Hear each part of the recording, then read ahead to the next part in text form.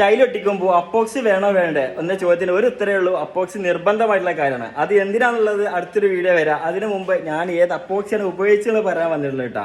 ഞാനിത് എടുത്തിട്ടുള്ളത് സാൻഡെക് എന്ന കമ്പനിയുടെ അപ്പോക്സിയാണ്. അത് സാൻഡെക് എടുക്കാനുള്ള പ്രത്യേക കാരണം ലൈഫ് ടൈം ഗ്യാരണ്ടിയാണ് അവർ തരുന്നത്. മാത്രമല്ല നല്ലൊരു ഗ്ലൈസിംഗ് ഉള്ള ഒരു അപ്പോക്സിയാണ്. അപ്പോൾ ഇട്ട് കഴിഞ്ഞാൽ വരാനും മുമ്പേ നമ്മൾ വർക്കേഴ്സ് പറഞ്ഞിരുന്നു ഈ ഒരു അപ്പോക്സി എടുക്കാൻ ഗ്ലൈസിംഗ് ഉണ്ടായിരുന്നു എന്നുള്ളത്.